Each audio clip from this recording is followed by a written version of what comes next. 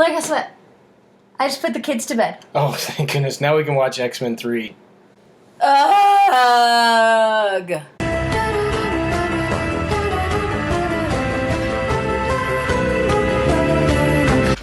All right, hey everybody. We're two nerds on a wire. My name is Blair, and I'm Mary Posa. So tonight we're talking about our guilty pleasure movies. XMen III, really? And but it's so bad. Okay, what's bad about it? Okay, first of all, that chick that's on 24, that's a terrible actress. Terrible. I don't know who she is. I'm sorry. We'll She's put really a little bad. right here, her, and yeah, I get that. There's bad acting in every movie, and I know that there was some problems. People complain about, Jean Grey dying, kind of screwed up the whole storyline, stuff like that. Everything that they did with her whole character was just ridiculous. It was ridiculous. Okay, yeah, and I get that they were going for the whole Dark Phoenix story and everything, and that's great. That's great. Right, which is in the comics. But it just wasn't very well done. You're trying to talk me out of this. But, okay, when I first saw X-Men 3, I loved that there was all of these superpowers, different people that were gaining superpowers. And it was to me, it was fun and new and exciting. And I'd always loved the X-Men movies. And so, looking back in it, I didn't think it was that bad. In fact, it's actually the storyline of it with the anti-mutant laws and those things that they were starting to do is kind of what they're going to be doing with the Civil War. So true. So maybe it wasn't executed the best way possible. But back then, it wasn't bad. I didn't think it was as bad as everybody said. Everybody is saying that they went and did Days of Future Past to reset everything they did in X-Men 3, and that may be true. But it wasn't that bad. And speaking of movies that all nerds seem to hate, but for whatever reason I really love, is Hitchhiker's Guide to the Galaxy. But I understand why people don't like it, especially if you grew up either listening to the radio dramas on BBC, or if you read the book, or I think there was even a brief TV series at one point. So I get that. If you have an emotional, nostalgic attachment to the old stuff, and then you see the new movie and you're like, what in the world did they do? Ford Prefect is supposed to be a redhead, blah, blah, blah. But I never had any of the nostalgia. I never heard any of it until I saw the movie, and I loved the movie, and I thought it was so funny and so creative and so great that I then went and then I read the book and then I listened to the radio dramas, but I still like the movie, and I think it's fantastic, and I love Martin Freeman in that movie so much, and Mos Def so much. Do you know I have a small problem? My only problem in that whole movie is What? And this is interesting because I like her and everything else, but Zooey Deschanel, I don't like her in that movie. I don't like her at all. I don't think you don't like her. No, I like her. What is she good in? You're right. I don't like 500 Days of Summer just because of her. She's okay in Elf. There you go. And she did a duet with Joseph Gordon-Levitt that I thought was But that's pretty cool. because you have a severe man crush on Joseph And Gordon-Levitt. this is true, but It's true. But he was in 500 Days of Summer, and I didn't like her in that. So you're. Anyway, but the other thing is Sam Rockwell as Zaphod Beeblebrox is on point. Yeah, but Sam Rockwell's on point. Everything he's in. He is. He's wonderful. He's pretty solid. For me, one of the new movies that just recently came out was The Visit with M. Night Shyamalan, and a lot of stuff can be said about his slow descent into horrible movie makingdom. But if that's a word, I just made it up. But it is now. He has kind of gone. I get that, and I loved Unbreakable. Unbreakable is one of my favorite movies of all time. But a lot of people recently have been kind of, especially on Grantland. If you haven't read it, we'll leave a link in the doobly-doo. But in Grantland, they talked about how The Lady in the Water was the first movie that kind of began his slow descent. And I honestly didn't think The Lady in the Water was a bad movie. I thought it was pretty good when it comes to story archetypes, which I really dig the whole, categorizing the stories and seeing how they have all patterns together. I thought Lady in the Water was really solid. I thought it did a really good job of, teaching that part. And you gotta give him credit for having the cojones to kill the movie critic in the movie. I mean, that's true. I think his slow descent started with The Happening. The Happening, exactly. Yes, The Happening. It was awful. And then, you know what's even interesting about that? Again, link in the doobly-doo. But do you know that Mark Wahlberg himself, who is in tons of horrible movies. Tons of horrible movies. He himself said that was the worst movie he was ever been in. Really? Yes, he did. Well, see, in this one, I don't know if it really counts as a guilty pleasure because while Hitchhiker's Guide to the Galaxy, nerds hate it, nerds love Galaxy Quest. But Galaxy Quest has a Rotten Tomato score of 90%. So I don't know if it really counts as a guilty pleasure, but it is another one of those that if we turn it on at 11:30 at night, we will just stay up and watch the entire thing. And it's amazing. Like, they could have done so many different things with it, and it could have been not very good. It could have been Pixels. It could have been Pixels. It could have made fun of Trekkies. Right. But instead, it was kind of this love letter to fandoms before fandoms even really became a thing. I mean, Star Trek conventions were really the beginning of what we know as fandoms. Right. You know, I mean, before there was Comic-Con or anything like that, there were Star Trek conventions. Anyway, and then it took that, and then it took it into its whole other science fiction, and it told its own story, which is the same as Three Amigos and A Bug's Life, but still, it's still good, even though it has the exact same storyline. Yeah, in another video or another time we can talk about similar storyline structures in movies that we don't like, Avatar. But, you know, that we mentioned Pixels. You know, another movie that is not very well, or that is not very well received, especially last year in 2014, was Blended. And that one got a 14%, and you know, another Adam Sandler movie, just like Pixels was. But to me, that's one of my guilty pleasures. I love Blended. I think it's a really funny movie, and I don't know if enjoyed people even know what that movie is. Like, it did so poorly that like it's not really well known at all. But it's another romantic comedy with Adam Sandler and Drew Barrymore, and we both really loved both 50 First Dates and The Wedding Singer. Right. And while it maybe wasn't quite on par with those other ones, it was still entertaining. And for me, seeing Terry Crews singing with the Ladysmith Black Mambazo, it was perfect. It was delightful. Yeah, I thought it was, you know, similar to some of his other movies with, you know, the 50 First Dates with the 80s songs and. Ha ha ha ha ha! I know this. But on Rotten Tomatoes, much is true. On Rotten Tomatoes, it's currently at a 14%. That was really 14%. Bad. That's not really bad. And speaking of Drew Barrymore, we don't have cable currently, but there was a time when we had cable, and every single time music and lyrics came on, regardless of when in the movie it started, we would just sit and watch the whole thing. And that is one of my guilty pleasure movies. I freaking love music and lyrics. I love Hugh Grant. He's fantastic. And it's just really fantastic. If you aren't familiar with music and lyrics, it's a story about a washed up one-hit wonder 80s, you know, singer that then pop goes my heart, pop goes my heart. It's funny, and it's cute. It's a cute movie, and it's cute. I like how it talks about overcoming what you used to be, that you're not limited by who you used to be, but you can be somebody else. For both of them in the movie. It was good. I liked it. And on Rotten Tomatoes, it gives it a 62, which is it's fresh. It's certified fresh. Fresh, it's middle of the road, I guess, but I love it. Yeah, definitely.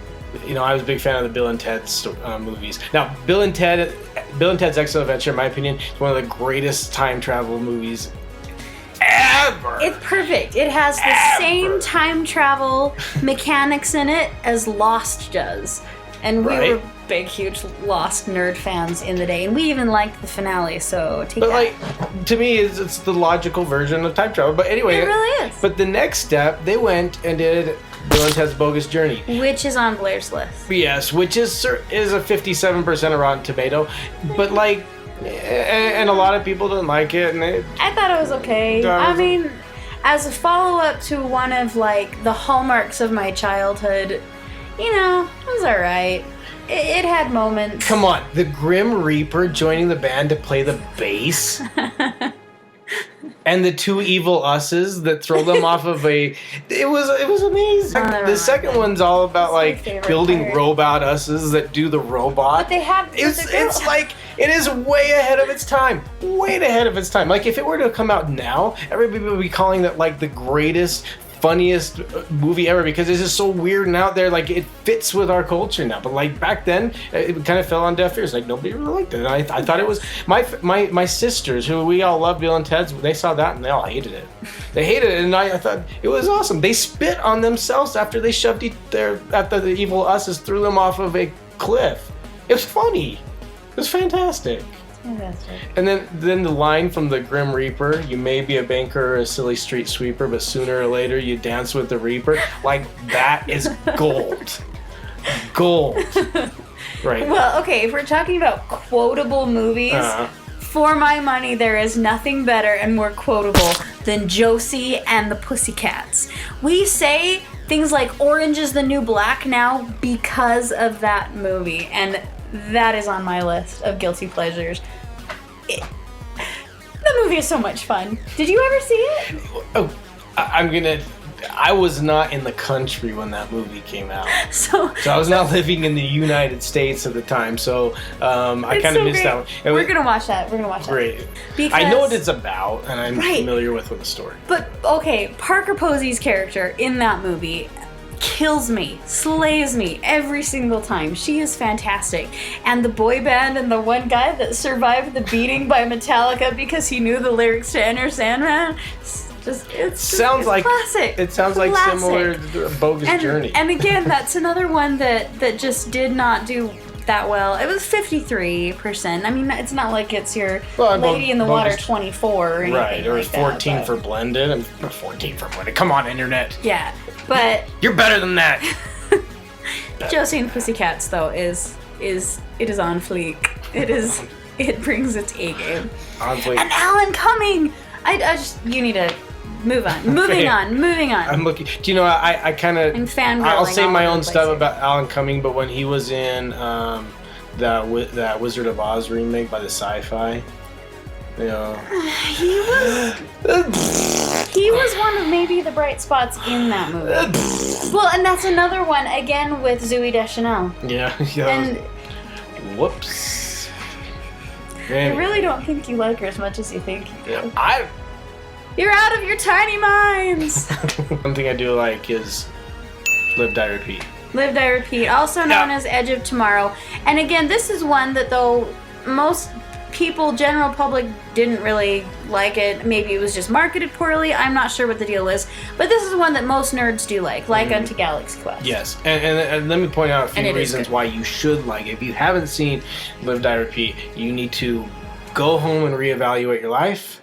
Sit down and prioritize things and put this at least number 2. And then watch Tom Cruise die over and over. Yeah, at the very least, if you hate Tom Cruise, then that's kind of a cool thing about it. Kind of like Groundhog Day. But to me, everybody loves Groundhog Day, and for good reason. It's a funny movie and everything. To me, and because it's Bill Murray. It is Bill Murray.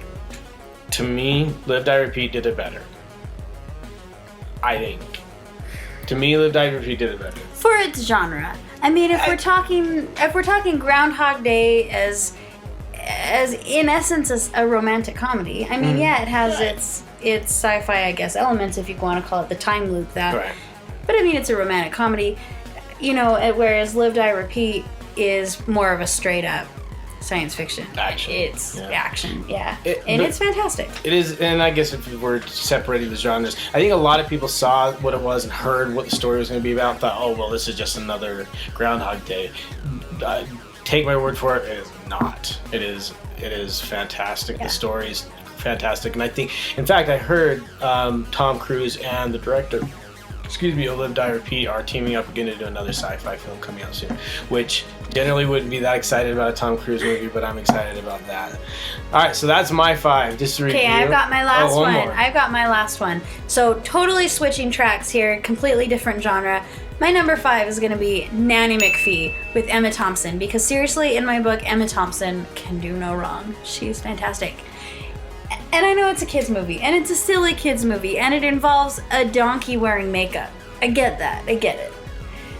But it also involves kids that are stinkers and a lady that's super ugly, and her appearance is a reflection on their poor behavior, and as they start to be better, she gets prettier, and there's Evangeline, and it's just so great. It's just so great. Is this like the picture of Dorian Gray, but babysitter style, but the reverse? Wow, that's actually a really interesting reading of it. But yeah, kind of. Oh. Yeah. And it's so cute. It's just so cute. And Emma Thompson is amazing. She is my spirit animal. I love her. As is Joseph Gordon-Levitt for me. That's fine. You and me, Joe. We'll do like a lip sync battle together, and you'll beat me. I'd watch that. I'd watch the two of you. All right, so we kind of come to the end. But let's review quickly my list of guilty pleasures that I always watch if it's on: Blended, Lady in the Water, Bill and Ted's Bogus Journey, XMen III, and Live, Die, Repeat. Awesome. And mine are Hitchhiker's Guide to the Galaxy, Josie and the Pussycats, Music and Lyrics, Galaxy Quest, and NannyMcPhee. All right, here comes to our last part of every time we do this. We're going to play a little game we call Hold the Bacon. Hold the Bacon. So, you know about the game, the 6 degrees of Kevin Bacon. So basically, it's a similar idea, except because Kevin Bacon's in anything, you're not allowed to use him in the game. Hence, Hold Bacon. All right, so for tonight's segment of Hold the Bacon, our two that have been suggested to us online are Justine Bateman and Alfonso Ribeiro. Ribeiro? Ribeiro? I think it's Ribeiro, but it's Carlton. So this is going to be a little bit tough for the simple fact that these are both people that have been in TV shows. I'm sure they've been in movies. In fact, I think Justine Bateman's been in like Lifetime movies.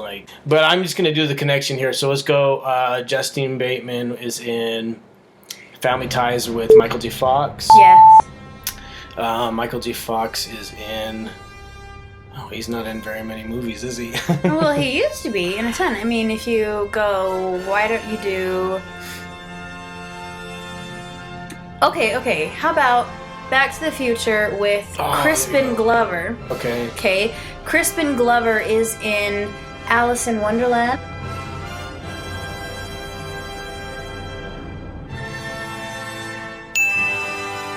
Was in Pursuit of Happiness. Got it. Okay, all right, let's hear it. Emma Thompson is the key. Okay, because Alfonso Ribeiro in Fresh Prince of Bel-Air with Will Smith, who is in I Am Legend with Emma Thompson, who is in the Harry Potter films with Alan Rickman, who's in Alice in Wonderland as the voice of the caterpillar. With Crispin Glover. Who is in... This is a really long... It is a long one. If you can do faster, but go ahead. But keep going. Crispin Glover in Alice in Wonderland, and then he is in Back to the Future with Michael J. Fox, who's in Family Ties. With Justine Bateman. All right, there you go. There is better high five. Hold the bacon! All right. Yes! Yeah, if you can do it faster without using IMDb and cheating, then do it in the comments. Okay, so this is our Thursday episode. Stay tuned for our Sunday night episode that we'll be putting out. And next week, or this one, I think we're going to be talking about Marvel casting and girls. And give us a big fat thumbs up. I'm not making fun of my daughter, I promise. Click here to subscribe.